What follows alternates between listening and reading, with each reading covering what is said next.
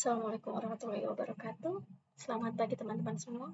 Pada video kali ini kita akan membahas salah satu mata kuliah yaitu tentang modalitas radiologi.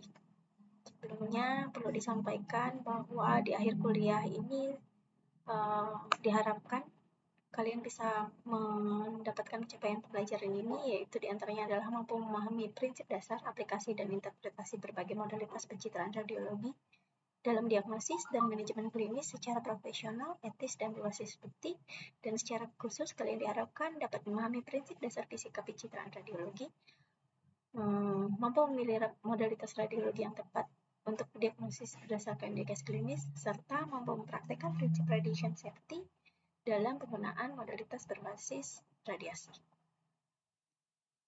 Jadi sebenarnya radiologi itu apa sih? Radiologi ini merupakan salah satu cabang ilmu kedokteran yang mempelajari teknologi pencitraan, di mana pencitraan ini berfungsi untuk mendeteksi dan mendiagnosis kondisi bagian dalam tubuh manusia. Kita ketahui sebelumnya ya, untuk mendiagnosis itu diperlukan anamnesis, pemeriksaan fisik, dan pemeriksaan penunjang. Dan radiologi ini adalah salah satu dari pemeriksaan penunjang yang bisa digunakan untuk menegakkan diagnosis. Nah, pada pemeriksaan fisik, mungkin kita bisa mungkin kalian ingat pelajaran tentang pemeriksaan fisik ini, yaitu dilihat, kemudian dipalpasi atau diraba, kemudian diauskultasi menggunakan stetoskop.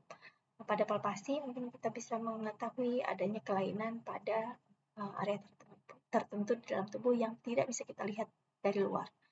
Nah, radiologi ini berfungsi untuk melihat itu, melihat bagian dalam dari tubuh manusia yang kita curigai di sana terjadi kelainan. Ini merupakan beberapa tujuan pemeriksaan radiologi secara umum, di mana radiologi ini secara umum untuk diagnosis medis seperti penjelasan sebelumnya. Kemudian radiologi ini juga bertujuan untuk perencanaan perawatan dan pemantauan perkembangan. Contohnya pada pasien TB atau infeksi TBC, pasien yang kita curigai TB ini belum bisa kita langsung melakukan pengobatan apabila tidak terbukti bahwa pasien ini TB. Selain dilakukan pemeriksaan darah untuk memastikan darah dan dahak untuk memastikan pasien ini TB, juga dilakukan pemeriksaan foto toraks atau foto ronsen dada. Pada pasien TB biasanya akan ditemukan kelainan berupa adanya fibroinfiltrat. Pada kondisi yang lebih parah, dia akan terjadi kerusakan paru yang sangat terlihat jelas dari pemeriksaan ronsen ini. Apabila dari pemeriksaan fisik, pemeriksaan penunjang didapatkan positif pasien ini TB, maka dokter akan memberikan pengobatan TB. Kita ketahui bahwa pengobatan TB itu tidak hanya 1-2 kali saja, tapi beberapa bulan. Nah, dalam proses pengobatan ini perlu dilakukan perencanaan perawatan. Pasien ini perlu dilakukan pengobatan selama 6 bulan meminum obat. Nah, dalam proses perawatan ini, di bulan ketiga dan bulan ke-6 biasanya akan dilakukan foto evaluasi untuk pemantauan perkembangannya. Berikut adalah beberapa jenis modalitas radiologi yang akan kita pelajari, yaitu radiografi, ultrasonografi, CT scan, dan MRI. 4 modalitas ini yang perlu kalian ketahui sebagai dokter umum. Secara advance sebenarnya ada lagi yang lain, yaitu bisa menggunakan radiologi nuklir, juga menggunakan PET scan. Tapi mungkin kalian tidak perlu pelajari lebih dalam tentang itu. 4 ini saja yang perlu kalian ketahui. Kita masuk ke modalitas yang pertama, yaitu radiografi. Jadi radiografi ini merupakan pencitraan tertua dalam bidang radiologi. Ini merupakan awal atau dasar dari perkembangan modalitas pencitraan radiologi lain yang lebih canggih. Pada radiografi ini digunakan sinar X-ray untuk menghasilkan gambar struktur internal tubuh pada suatu film atau sensor digital. Pada radiografi ini, untuk menginterpretasi gambar radiografi yang didapatkan, maka kalian perlu memperhatikan 4 poin ini. Yang pertama adalah densitas. Kita tahu bahwa radiologi ini warnanya hanya hitam sampai putih dan gradasi di dalamnya ya. Nah, kalian perlu ketahui bahwa ada densitas tertentu yang perlu diketahui. Jika lebih atau kurang dari situ, maka kalian akan tahu ini lebih ke tulang, ini lebih ke soft tissue. Nah, densitas yang perlu kalian ketahui ada 5 ini. Yang pertama adalah udara yang warnanya hitam sekali atau hitam pekat, kemudian Kemudian lebih mudah lagi, ini adalah fat. Mungkin kalian bisa perhatikan di bagian yang kulit. Ini ada bagian yang berwarna hitam. Ini tidak hitam pekat tapi lebih ke abu-abu. Itu adalah fat. Kemudian soft tissue. Contoh soft tissue adalah otot ini. Otot ini kan adalah otot, kan ini adalah tulang. Kalian bisa lihat ini soft tissue. Jadi densitasnya seperti ini adalah lebih mengarah ke soft tissue. Kemudian tulang. Tulang itu warnanya lebih putih lagi dibandingkan dengan soft tissue. Ini warna putih. Tapi dia masih warna abu-abu. Masih ada warna abu-abu. Kemudian yang terakhir adalah metal atau besi. Besi itu betul-betul putih, dia warnanya seperti ini. Daripada pasien-pasien tertentu, misalnya pada saat difoto dia menggunakan baju yang ada kancing metalnya, atau dia mengantongi koin di kantongnya. Ketika difoto, kalian pastikan bahwa itu bukan lacy, tapi memang ada artefak. Kemudian nilai kontrasnya. Pada pengambilan foto itu ada teknik tertentu untuk mendapatkan gambar yang optimal. Gambar yang optimal itu tidak boleh terlalu putih atau terlalu hitam. Apabila itu terlalu putih atau terlalu hitam, itu bisa mengaburkan lesi atau mengaburkan kelainan yang mungkin didapatkan. Kemudian selanjutnya ada artefak. Tadi saya bilang salah satu contoh artefak itu misalnya dia mengantongi koin atau dia menggunakan perhiasan yang pada saat difoto terlihat berwarna lebih putih atau mengaburkan lesi atau kelainan. Salah satu contoh artefak juga di foto yang ini. Foto yang kaki ini dia ada alas yang terfoto. Kemudian yang terakhir adalah analisis situasional. Untuk mendapatkan gambar tertentu itu perlu dilakukan positioning pada pasien. Nah, idealnya posisi foto itu umumnya AP saja, dari depan ke belakang atau dari belakang ke depan. Tapi pada kondisi-kondisi tertentu yang mungkin perlu dilakukan adalah positioning dari pasien. Harus miring, oblik kanan, oblik kiri, atau dari lateral untuk mendapatkan gambar yang maksimal, untuk didapatkan juga kelainan yang mungkin ada. Nah, untuk radiografi ini dia memiliki kelebihan dan kekurangan. Di mana kelebihannya, radiografi ini mampu menghasilkan gambar yang jelas, cukup mudah dilakukan. Kemudian pada kondisi-kondisi yang memerlukan diagnosis cepat, ini bisa digunakan untuk mempercepat diagnosis sehingga harapannya pasien lebih cepat mendapatkan penanganan. Tapi kekurangannya pada radiografi ini dia menggunakan X-ray. Kita tahu kalau X-ray itu ada radiasinya, sehingga harus dibatasi penggunaannya, tidak boleh terlalu banyak. Kemudian kekurangan lainnya adalah untuk X-ray ini kurang bisa untuk menilai lesi di soft tissue yang kecil. Misalnya bisul itu nggak terlalu kelihatan, yang kita lihat hanya penebalan saja. Kalau massa atau tumor soft tissue yang besar mungkin kelihatan, tapi kalau yang kecil dia tidak bisa terlihat. Itu salah satu kekurangan dari radiografi. Tapi ini bisa tetap menjadi pilihan pertama atau pilihan awal pada pemeriksaan penunjang untuk menegakkan diagnosis. Selanjutnya adalah ultrasonografi. Jadi USG ini merupakan alat yang digunakan dengan memanfaatkan gelombang suara dengan frekuensi yang tinggi untuk menghasilkan gambar dari organ tubuh atau jaringan dari dalam.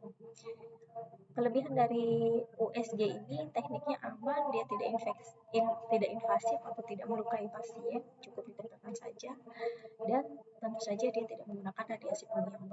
Jadi ini cukup aman.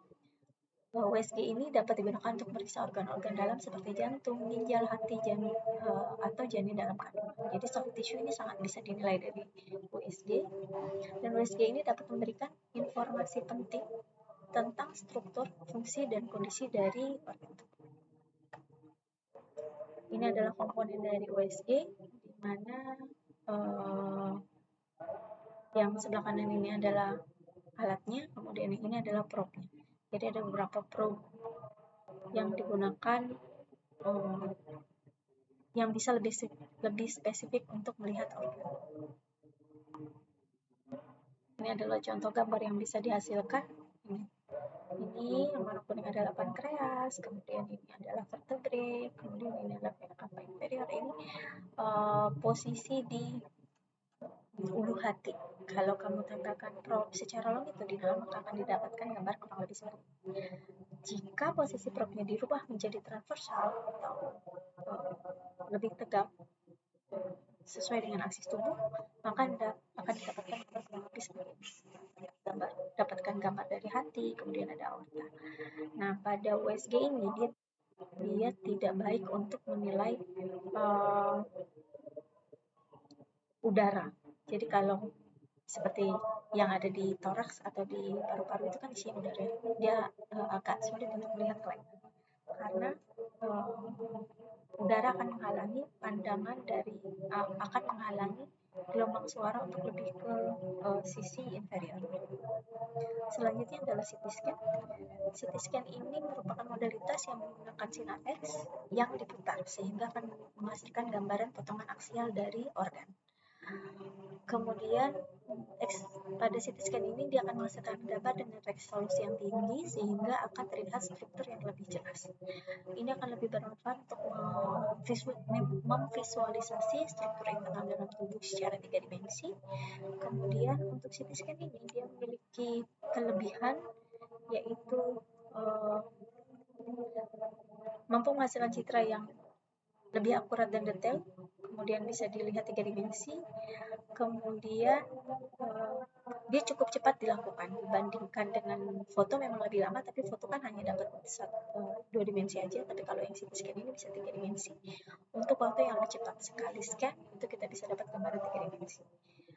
Kemudian kekurangannya tentu saja bahwa CT scan ini menggunakan X-ray sehingga akan ada radiasi yang mungkin bisa didapatkan oleh pasien, sehingga harus dibatasi. Kita harus tahu pasien ini sudah mendapatkan radiasi sebelumnya atau belum. Kalau sudah berapa banyak, karena ada batas ambang tertentu.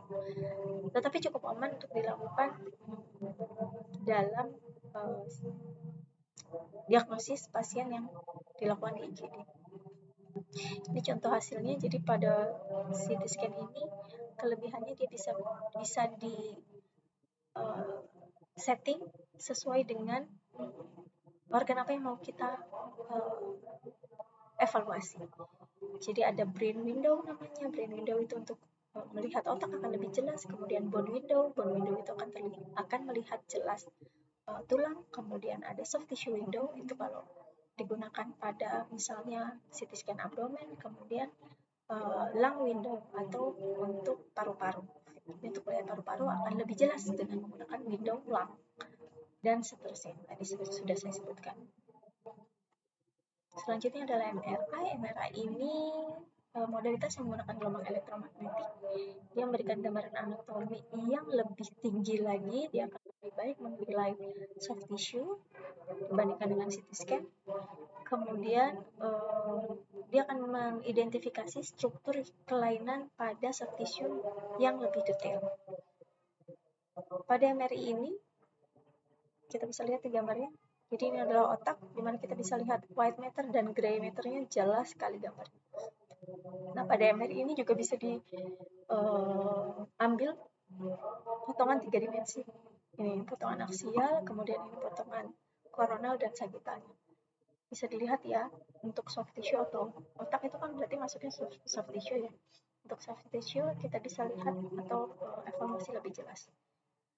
Untuk MRI ini dia memiliki beberapa kekurangan dan kelebihan, di mana kelebihannya tadi sudah disebutkan bahwa dia akan lebih jelas melihat soft tissue. Kemudian akurasinya lebih tinggi karena gambarannya lebih jelas dan kemampuannya untuk menghasilkan citra yang lebih detail lagi, sehingga harapannya diagnosisnya akan lebih akurat.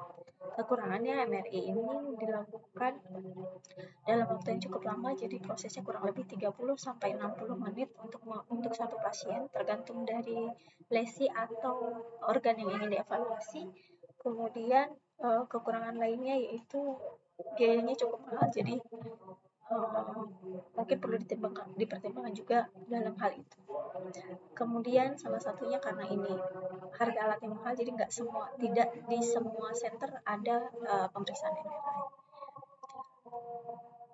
Terima kasih. Jadi itu beberapa dari modalitas yang perlu kalian ketahui. Semoga Dengan mengetahui ini, pengetahuan kalian bisa bertambah dan bermanfaat untuk selanjutnya. Saya tutup. Terima kasih. Assalamualaikum warahmatullahi wabarakatuh.